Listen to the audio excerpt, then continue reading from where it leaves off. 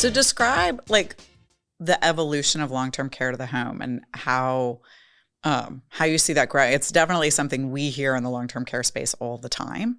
And so tell us a little bit about what it is, why it's growing, where you think it's going to go. Yeah.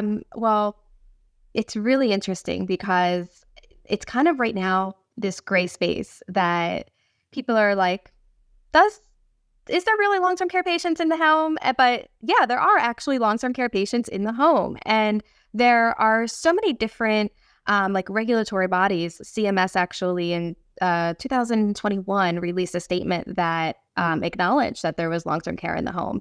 So I think what really started this was you had groups of independent pharmacies who really were providing higher levels of service that should be considered long-term care at home, such as consultation, delivery out of necessity, packaging out of necessity, and just more holistic medication management services rather than just convenient pharmacy services. And then you have the long-term care community who is supporting the patients at the point of discharge, through the point of discharge, and in the home. And these two worlds kind of merge to create this at-home sector. And I think for a little while there was kind of arguments on who owns this sector. Is it a Right. independent play? Is it a long-term care play? Like who really belongs in this space? And one of the reasons why I refer to it as long-term care at home pharmacy is because I think that best reflects how you're paid for the service and the type of service that you're providing. I think that, you know, as much as I'm a huge advocate for retail and independent retail, I think that there's sometimes more respect in the long-term care world. So I think when you can push that you are providing long-term care levels of service and you're supporting the patient in that way, you can get paid properly for it.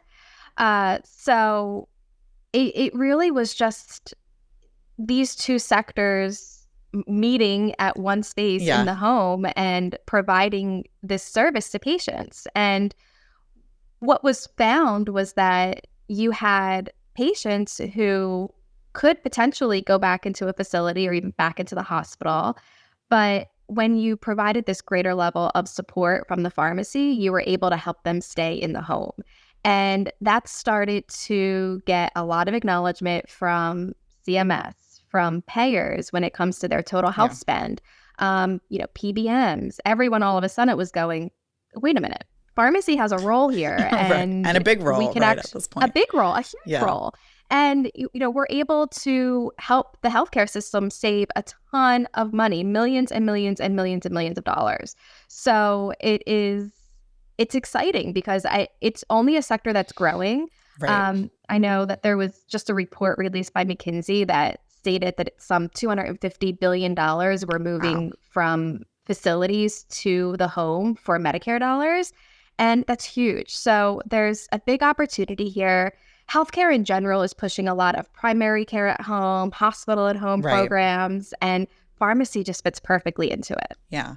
At Health Direct, we started a transitions in care program, and I know a lot of pharmacies are thinking about or do some kind of transition in care. Yeah. It's a very big thing with Medicare A patients when you're working with typically a skilled nursing facility that has a lot of rehab. A lot of skilled nursing facilities invested in rehab because that's where the money is get rehab beds, get your Med A beds to drive profitability for a skilled nursing facility. So some of the skilled nursing facilities I worked with had beautiful, glorious,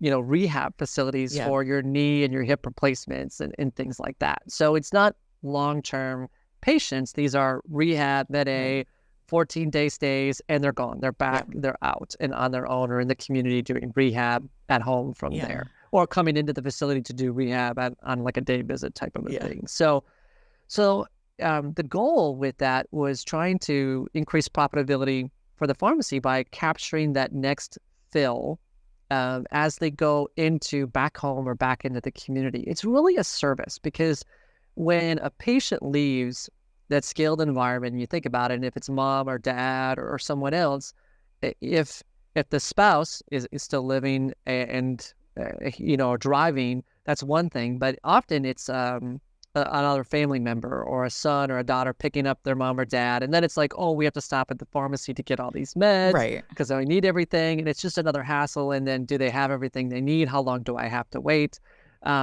before transitioning to that home? And part of that is the discharge coordinator and how effective they are at working with. Do they have a local pharmacy that they work with and collaborate with? Or is it sent to where they've always gone or somewhere else where they might have to wait for hours on end? You've got mom or dad in the car. It's like a meds to beds program, but for long-term care instead of the hospital. Exactly. Yeah. Exactly. It's exactly that. Just like in the hospital situation where you're trying to ensure and just ensuring that they're not going to potentially readmit. It's a big deal for skilled facilities and for hospitals. If they weren't in there for a knee or hip replacement, or even if they were, what you don't want to see is that patient have issues or struggles and then readmit to the hospital. The hospital doesn't want that. Doesn't look good on the skilled nursing facility. They don't want that. More so with like a congestive heart failure exacerbation or something like that. But regardless, nobody wants to readmit. And one of the things that you can do is this transitioning care, make sure they have their meds available, right? And so that at a minimum, and we would get orders, deliver the meds in advance of discharge, and then give them an iPad to have a consultation with a pharmacist. So we were consulting them and talking to them about their meds, making sure they understood from the pharmacist's perspective, hey, do you understand what meds you're on? Did you get new meds while you were throughout your hospital or skilled nursing stay? Different conversations based on disease state and situations. But of course, ensuring that they had the most challenging thing with this transitions in care or meds to beds program is ensuring like last minute orders. So antibiotics, if they're converting from an IV to a PO or a IV to an oral med, if they're on warfarin and there's some tinkering with dosing or they're waiting for that last INR to make a dose change, or if they have some controlled substance pain medications that they're going to go home with, having a physical hard copy. Because when you're doing a transitions in care program, those orders should look like community pharmacy orders. They're going to look like your traditional orders, and you're going to bill them differently and indicate them differently. But it's a great service. Facilities love it, right? Yeah. So when you're working with facilities, they realize that this is a better care for the patient. They're focused on readmit rates as well. And also that service, hey, you don't have to wait. We're going to send these to the local pharmacy. We're going to just have them ready. And then obviously with a subsequent fill, they transition back to the community, to community pharmacy or wherever they might have. So it's just a one-time fill. It's not an ongoing traditionally relationship, although with LTC kind of looking at potentially at home. I was going to say, so our last podcast, right, we talked about long-term care to the home, and that's where my head's going. Is it's like these transitions of in the facility, that sort of meds to beds transition of care, and then that long-term care to the home if it's appropriate versus, go back to a true community pharmacy. So it's interesting. It is. And Lindsay, I watched that podcast. Yeah. Lindsay's great. And I years ago, that was not the case, right? This is a new and evolving area, long-term care at home network and those kinds of things to develop. And so go back 10 years and that wasn't a thing, right? We did one fill and we're done and we let them go back off to the community. Off you go, good luck. I totally agree. It's a great opportunity, right? For somebody who's looking at ways to increase revenue and drive script volume, what a great opportunity to say, hey, we're going to take care of this patient. And, oh, by the way, they qualify for meds at home through our pharmacy, so we can provide these additional services that they may or may not be getting in the community. You mentioned, there's a lot of tools that, well, first of all, that technology in pharmacy is just very old in most cases. This is so the truth. We're working to change that. We're working to change that at RedSail, but it's very much the truth in healthcare in general. Yep. And also true that you go to other industries and you can't just take a solution for an industry that's not healthcare and plop it into healthcare. And I know when I worked on the hospital side of pharmacy, one of the things we looked at was just supply chain management for drugs. And you couldn't use an off-the-shelf system because they can't handle things like liquids, right? And that you might only use part of a vial, right? That it just wasn't structured to handle that. So what are some of the things that you encounter where there aren't solutions that exist today? And how do you think about how you get solutions into a pharmacy? Yeah, no, great question. And, when it comes to packaging and dispensing, that's where most of the technology has advanced in pharmacy, and, being able to spend that time Apparata and utilize those machines in my pharmacies and that kind of stuff in the past, being able to work with pharmacies across the nation on different packaging solutions, that certainly has done very well. Even the vision system where you're taking a photo of that pill or of that capsule, being able to mirror that off of your database and verify that that's accurate, those solutions are there. Really, when it comes to upfront, though, and I mean like triage, billing, order input, those type of things, we're still in a very labor-intense market. Right. It's manual input, it's manual transactions, manual billing, adjudicate, get rejected, rebill, adjudicate, get rejected. Those type of just continue to throw people at the problem. And I think that's probably the area that's going to be of the most need. Then we just talk about maybe being more pioneering, like clinical billing, RPM, MTM. We can certainly dive into any one of those, but looking at technologies that look at revenue that's outside of the dispensing of the medications, outside of the reimbursement or the passing out of the medications, and more into the clinical side, the billing side of finding resources and revenue that you can generate growth off of. Yeah. So that's a great transition. Let's talk growth opportunities, right? So obviously for long-term care, filling that medication and sending that off to facilities, kind of the core of the business. What are those opportunities that pharmacies should think about growing that don't involve getting a new facility? Yeah. I always like to start with maximizing your current clientele, your current patient base. For example, it's amazing how we'll send prescriptions up to like a CCRC campus, right? Community campus has got we're servicing the skilled building, we're servicing the AL building, but those 700 IL patients, we're kind of just like, they don't exist. We're kind of ignoring those. And yet we're delivering to that campus 7 days a week. And they're out getting their medications from Amazon or Walmart or local independent pharmacies. And so, finding different creative ways to market to them, to make it capable for them to get their medications from your pharmacy, and then incentivizing them with other different programs. So, for example, I've got a friend that started a vitamin program. Vitamins, there's a great non-PBM dependent revenue source. 77% of all Americans take vitamins. The older they get, the more vitamins they take. You've got companies out there that I got a chance to work with that use the same machines that we use to package medications into the pouches, and they're shipping vitamins all over the world. There's just no reason why pharmacies can't, that current population, that current customer base of AL and IL specifically, to market their vitamins, to market over the counters and those type of things. So taking care of that current population, and make sure you maximize the revenue of the current population that you're really servicing right there. Then, to really grow outside of that, as far as kind of diversifying your offering, I see pharmacies like, we've been doing unit dose blister since 1990, and we're going to do unit dose blister until 2090, Right. And they get very, tunnel vision on that. But the most successful pharmacies that I've seen in America, they don't let packaging type limit their opportunities. They'll do anything. You want unit dose blister, you have an array of multi-dose blister, you have unit dose pouch, multi-dose pouch, a Tromic box vial. Heck, I don't even care if you deliver by carrier pigeon. Just don't let that limit you and limit your growth. And if you don't let packaging type limit your growth, you can get a seat at any table. You can go after any market, whether it be PACE, behavioral health, prison systems, group homes. I mean, there's so many different markets that you can specialize and go after. And so that probably brings me to the next thing, which is looking at your current community and your current offerings and meeting the need where it's at. So, for example, of this is a company like Hims Hers. Mm-hmm. These are brilliant people.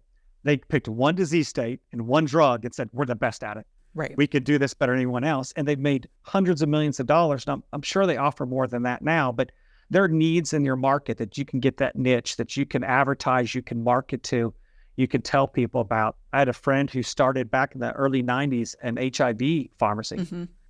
Now they're a multi-billion international pharmacy. Wow. But they said, we're the best at this. We're the Right. best at doing this. And they let the world know about it. And so, finding that niche, finding your strengths and your personnel strengths, and really just kind of marketing to focus or specialize in those areas.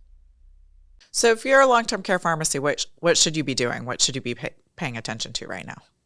Well, you should be joining SCPC. Sorry for No, the that's all right. commercial. Hey, you're allowed. Yeah, give your commercial. How do pharmacies do that? Seriously, I think that's important. And the Yeah. reason I think it's important is that there really is strength in numbers. The more resources we have, the more effective we can be. Yep. That's just the reality of Washington. Having said that, I think it's important that pharmacies, and I realize they've got a day job, right? They've got to Yeah. run the business. Yeah. But so much of their business is contingent on what the decisions that policymakers make, that I think understanding them and trying to be involved in ways that shape policies to benefit rather than hurt pharmacies, or at least to be neutral with respect to pharmacies, is important. And I could give you an example of something that it has already started to come at the sector, but is going to come at the sector, exponentially more significantly than it already has. And that's the impact of, federal policy-driven reductions in drug prices. Okay. Yeah. This is a big one because we're starting to see this. You want to go? You want to go there? Yeah. There? Let's go there. Okay. So there are two aspects. You're probably aware that insulin prices have dropped pretty significantly this year, like 70%. Right. Do you know why? No. Okay. The reason is that the American Recovery Act, the Biden COVID reform bill that, you can argue the country didn't necessarily need, they needed to pay for it. And so what they did is they changed the way that state Medicaid programs calculate rebates for manufacturers. Okay. It used to be, and basically the deal is that if the cost of a drug from the time it's introduced exceeds the rate of inflation over a period of time, then the rebate that manufacturers have to pay is higher than the standard rebate. And there used to be a floor on that. In other words, if the rate of inflation accelerated so much, you could, as a manufacturer, have to essentially give the drug away for free to Medicaid beneficiaries. But with insulin, even if they gave it away to Medicaid beneficiaries because they were selling it at such a higher price in the commercial markets and in other markets, it was worth it. Right. This bill eliminated the floor. Okay. So what that would have meant is that instead of paying nothing, giving it away for free, they would have had to pay state Medicaid programs over $100 per dispense. Just to insulin. dispense their drug. And so that caused them to say, well, we got to get out of this. We're going to crash the price. Right. And that's what's driven the drop. But nobody thought about the secondary effects on pharmacies. Yeah. Because unfortunately, the way the long-term care pharmacy payment system works, and retail is analogous, although the numbers don't quite add up in the same way. About 70% of the prescriptions that long-term care pharmacies dispense, they lose money on just because of what they get paid. Yep. And on 30%, that's where they make both revenues and margin, especially in the margin, of course, is the important part to stay in business. And insulin's one of those drugs. Yeah. But that's just the tip of the iceberg, because we've now seen the 10 drugs that are going to be the first 10 drugs subject to price negotiations under the Inflation Reduction Act. Right. And that process has already started. And if you look at that list of 10 drugs, 8 of them are used heavily in long-term care. Interesting. And by the way, first 2 years of the program, 2026 and 2027, all of the drugs are Part D as in David drugs, not Part B as in boy drugs. Right. So that means that we're talking about the drugs that are heavily used in long-term care, that represent 75% of the revenues that long-term care pharmacies earn, that represent the lion's share of the margin that long-term care pharmacies earn. And you're about to drop the price, the bottom out of the prices. As compared to wholesale acquisition costs, or WAC, we estimate, and I emphasize that this is an estimate based on certain assumptions that may or may not be true, but we estimate that as compared to the WAC price, the so-called market fair price, or MFP, which is the standard, is going to be anywhere from a third less to 2/3 less on those drugs, which is just going to ripple through the pharmacy world. So the biggest concern, I think, the biggest opportunity is the PBM reforms that I've talked about. The biggest concern, the biggest challenge, and one that could be existential for at least some long-term care pharmacies, is the risk that these dramatic reductions in prices are going to have such a profoundly negative effect on pharmacies that it'll be hard to remain in business. Yeah. Now, again, emphasizing that that's based on certain assumptions that may or may not prove true as the negotiations play out and as the plans and the PBMs respond. But it should be of significant concern. And I think, unfortunately, a large chunk of not only the long-term care pharmacy sector, but the pharmacy world entirely isn't as aware as it should be yet of what those adverse implications could be and how to deal with it. I think one of the things, two sides to this conversation. One is, hey, pharmacists should know how to get billed, whether it does hit the medical benefit or it hits the pharmacy benefit, right? So we do the pharmacy benefit all day long, but there's vaccines that hit the medical benefit also, right? That's one element. The second is, right, how do you make sure you're getting paid for the service you're providing? So, the big chains, actually, some of the beef and conversation I think you hear a lot now from the pharmacists that work for them is that they're having to do all these vaccines and they're not actually getting paid anymore, right? So they're having to take on a lot more work without actually being, compensated fairly for the work that they're doing nowadays. So how do we think about that in the community of the long-term care setting? So that was like 9 questions in one. I know. Right? Yeah, this is how.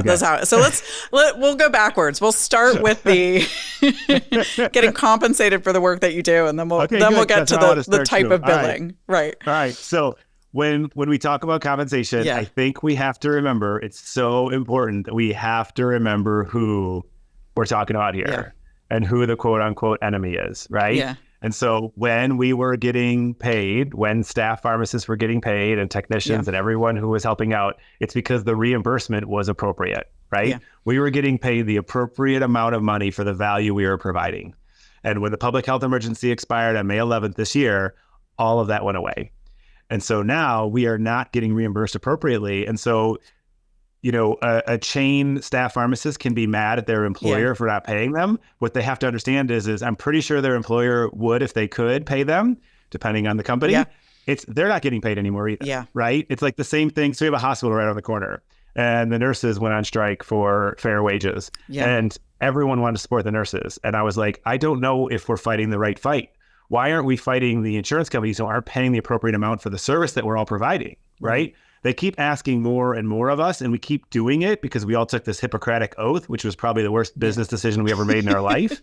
And now it wasn't a business decision, right? That's the problem. It wasn't a business decision. It wasn't. But now we all do this because we're all good people, right? We all want to take care of our fellow brothers and sisters. But, because of it, these insurance companies are continuing to take advantage of that. And I just think it's heading in the wrong direction. Interesting. And it's that interesting balance of figuring out what's meaningful and valuable to the employee, right? Some folks are like, hey, I just want to show up. I want to do my work. I want to go home. That's great. Yep. Or, hey, I want to do this job, but I really, really don't want to do that job. That's important to know also. Yeah, absolutely. And balancing that with, hey, what's actually valuable to the pharmacy or the company, and how do you figure out how those two things meet?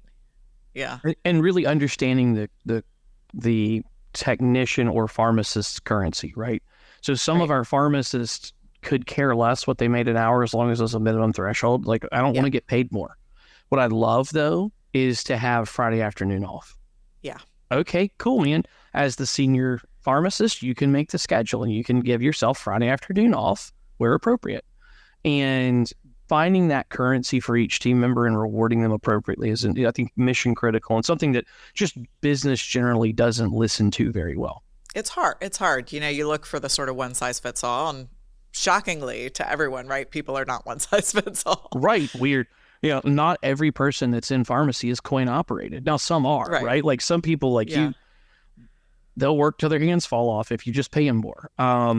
Others are like, yeah, man, work-life balance. I'm never working more than 45 hours a week ever. I don't care.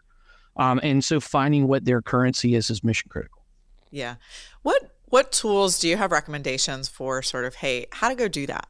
Like, that's great to say. How do you go figure that out? So a lot of it, you really need to be able to extract productivity data out of your prescription management platform. And it can be something very simple where at the end of the day, here's the number of prescriptions that were filled by each individual person. You can pull that data right out of the reporting structure and say, okay, I've got this. And then just how long was each person here? That gives me my prescriptions per hour. And you start setting thresholds. Kind of industry standard to start this is about 18 prescriptions an hour. If it's a soup to nuts fulfillment operation in community pharmacy, if it's in long-term care pharmacy and you're doing like blister cards, I'd really like to see somewhere 20 to 25 prescriptions an hour as a starting point, and then working upwards from there. And that's assuming no automation.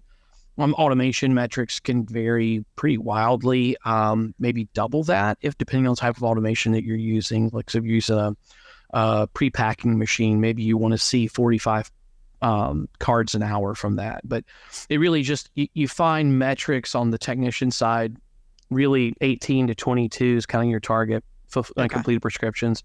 And then on the pharmacist side, it's usually double that.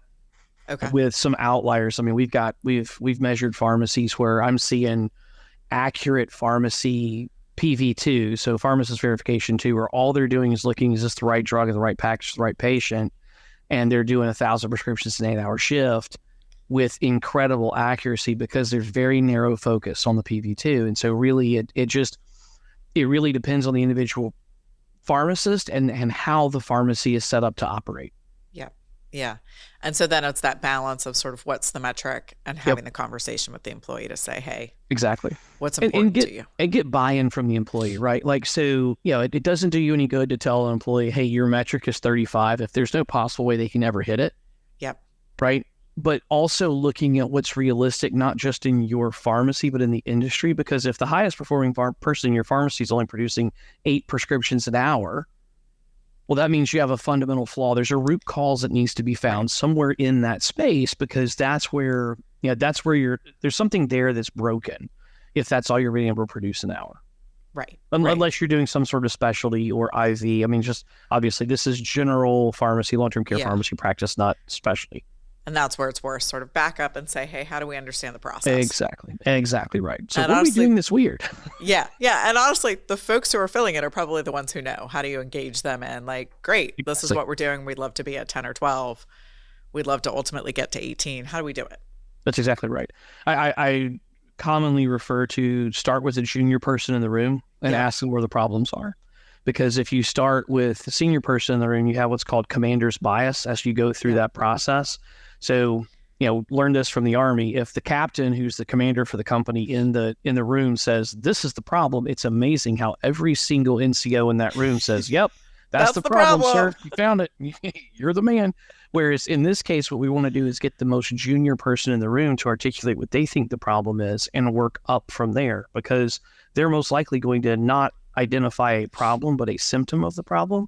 And then because they may only have only been in the pharmacy for 3 months, they may not know the true root cause. One thing. Yeah. Exactly. They see the rock. What they need to look at is the rock that's under the rock, and that's the actual problem. And so we just need to move it forward in the process. And so by starting with that junior person working up, I find it to be very effective at getting to a root cause analysis. It's effective at getting to a root cause analysis and also just including everybody in the solution to the problem. Exactly. And building consensus, right? Like everybody says, wow, I never thought about that, right? Yeah. It is a theme. It's really interesting. I was actually talking with one of my colleagues this morning about this of, change management is hard. It doesn't matter what industry you're in, right? It's really hard. But there's almost a fear of it, I feel like, in a lot of pharmacies where we go out and talk to. So any kind of change, there's this fear of like, oh, God, I don't know what to do with that. I don't want to have to tell my employees that, right? Regardless of what that change is. How did you guys approach that, right? Because when you acquire a pharmacy, you open a new one, you're changing by definition, right? You have to confront it. And so how do you think about how you approach that change management, or what lessons would you share with people about it? I think it's a lot of personal time. There's many different leadership styles and there are many different management styles. And what we found the most effective was that personal, direct relationship building. And that takes time. And not every organization can afford that amount of time, depending on what their structure looks like or what they're facing from a growth perspective. Right. Finding Aaron, who's our COO now for that location, was one of the most integral pieces that once you find that you've place the right individual at the head of the organization, then they can begin to carry the flag with you. So, when you're carrying the message alone, walking into the acquisition versus then building individuals who are so truly in your team, and then, strengthening that foundation, then I believe that every other individual coming over to make that cohesive team, it's a lot faster and it gets a lot stronger. And that's where you gain that momentum. Yeah.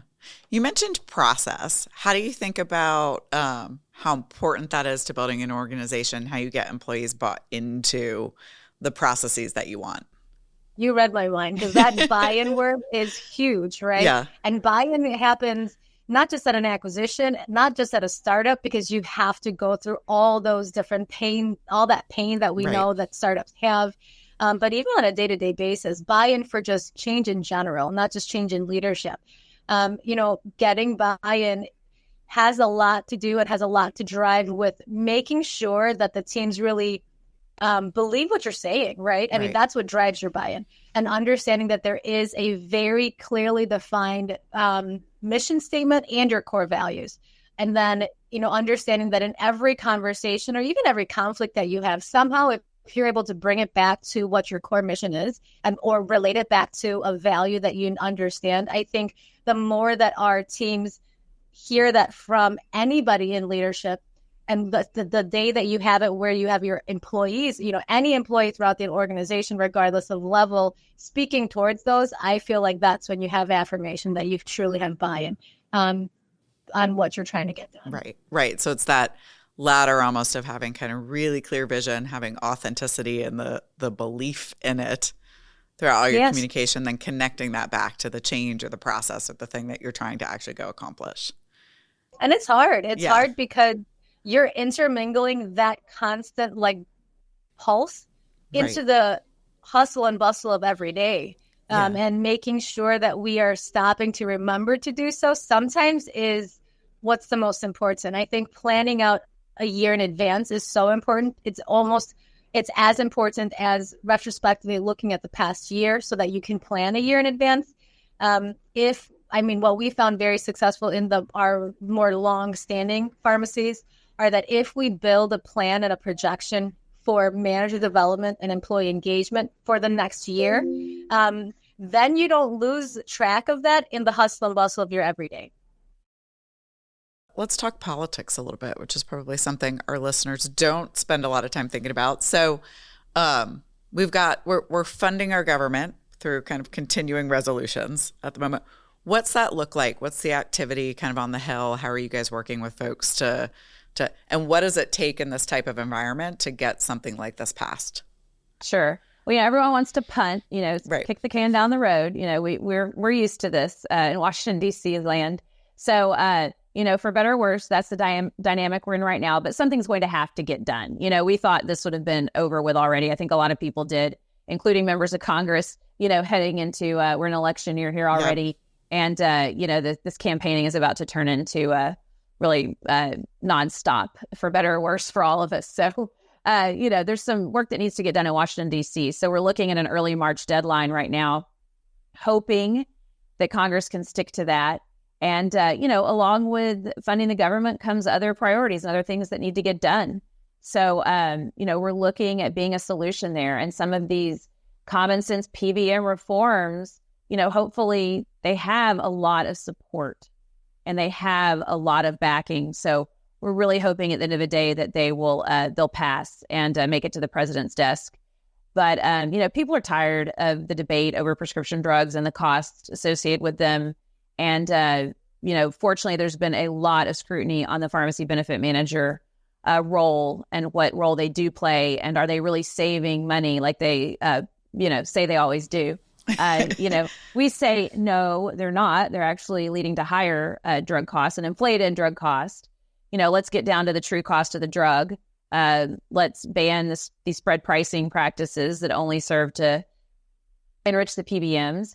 Let's pay the PBMs an administrative, fee, and then let's pay the pharmacies acquisition plus cost to dispense. So these ideas, these notions that you need to reform the way PBMs work have a lot of support behind them right now from a lot of people in Congress that really matter and are at the decision-making tables. Every member of Congress matters, but at the end of the day, we know there's certain senators and members of the House that hold sway because of their roles on certain committees and in their leadership positions. So it's making sure that those people at the end of the day that are going to be the few people in the negotiating room know that independent community pharmacy is important and know that helping us help our patients is one of the most important things when it comes to PBM reform. Nice. How do you think about, can you walk through what that spread pricing looks like and how it really differs from what's being proposed today? Sure, absolutely. So for a few years, there's been a lot of investigations at the state level that have shown, especially in the Medicaid managed care space, that the ultimate payer, the state, the taxpayer, is getting charged, a much inflated cost than what's being actually paid to the pharmacy to dispense the drug.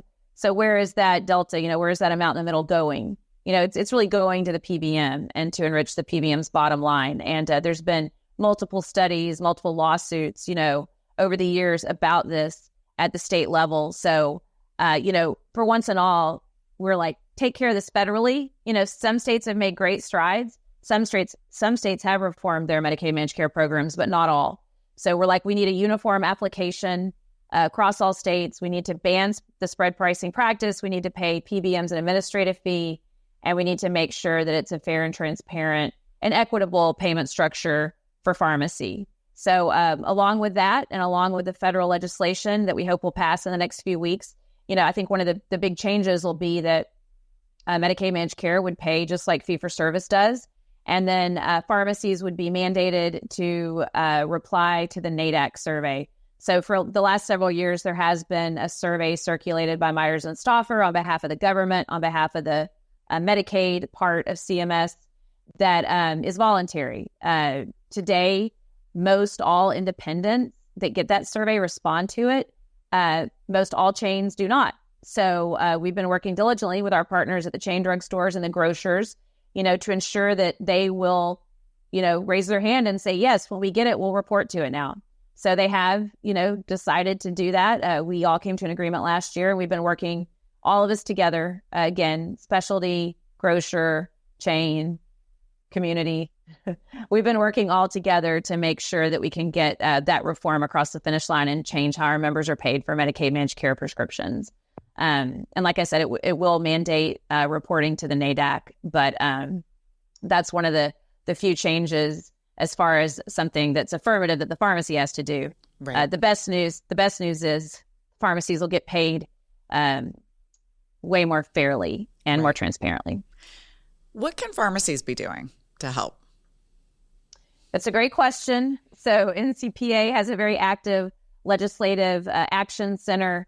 So when it's time to take action, we ping our members, and we're very, happy to respond that over the last several weeks, we've had thousands, I think we're almost close to 10,000, messages that have gone into Congress. So that's great.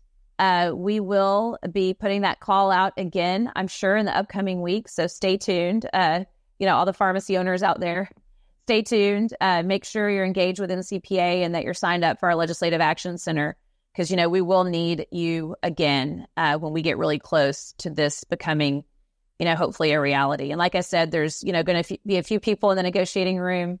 We at NCPA are working very hard to make sure we talk to all of those players and that they understand the importance of these reforms. So what do you view kind of the overall role of a consultant pharmacist? Maybe we should have started there, but I jumped right into the heavy hitting topics.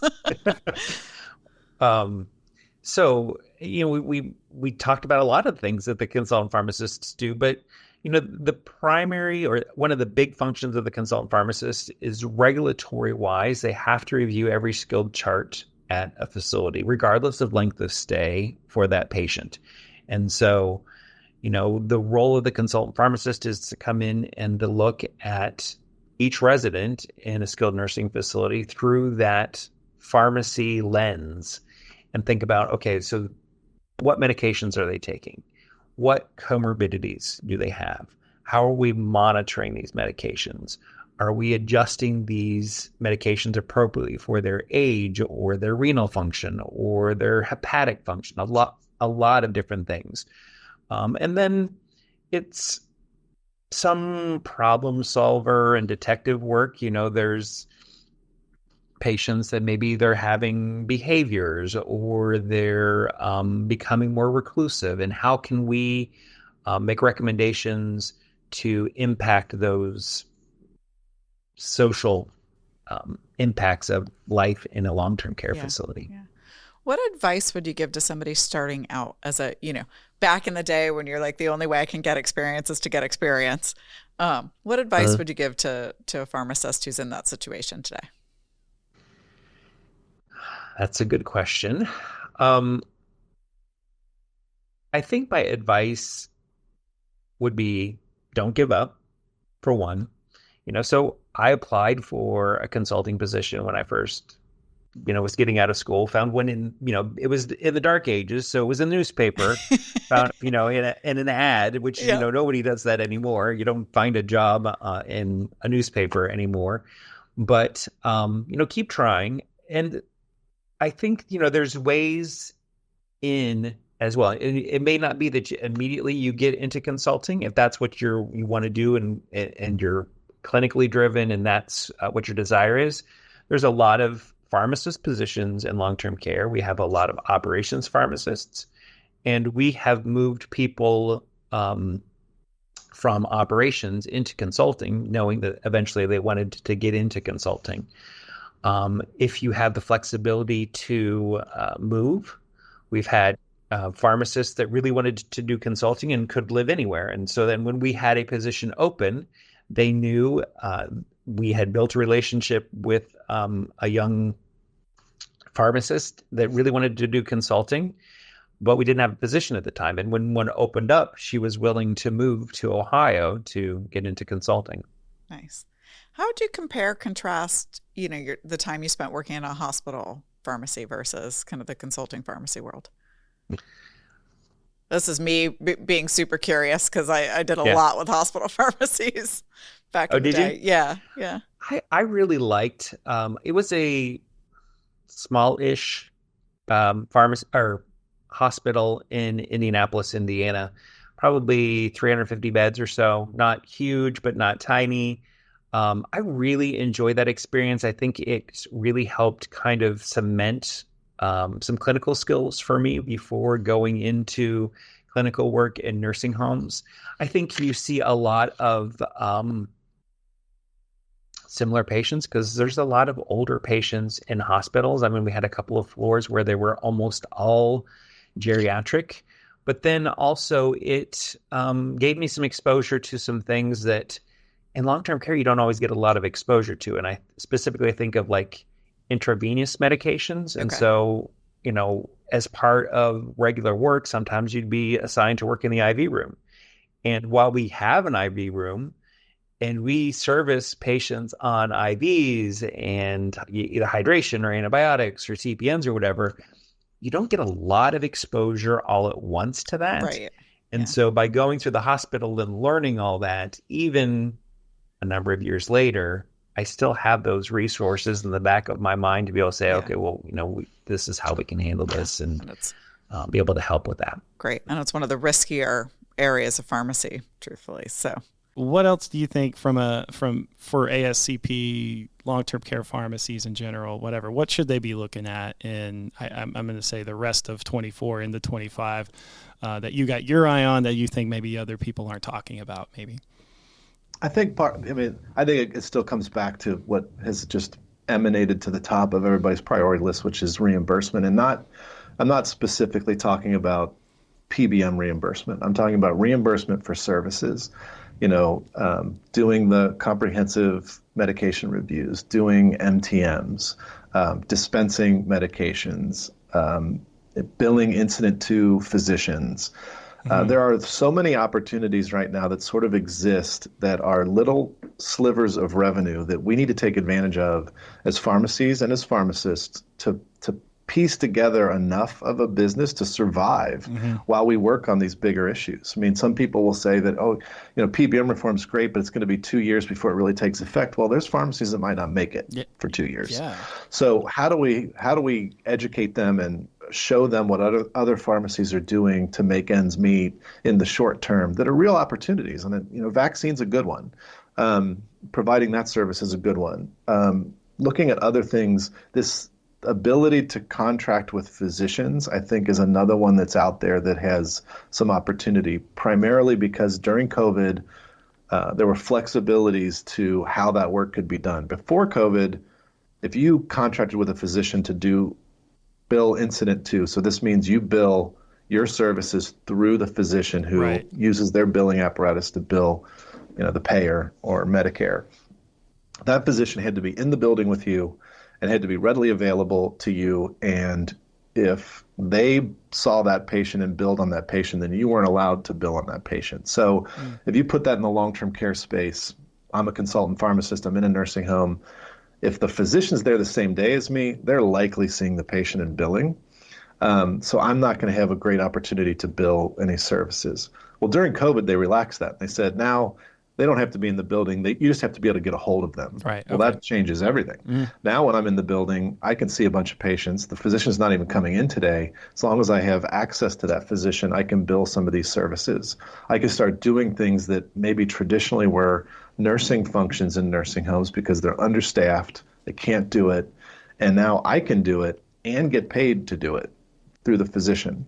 So those things have happened, and it's about amplifying them and getting them to more the mainstream and explain to people how that can work. Now they've put a time limit on, they roll that into telehealth. Okay. So they put a time limit on some of that ability that will end at the end of this year. So right now you could bill, some of your general services through the end of December of this year. You could do that. After December, we'll see what they continue to allow.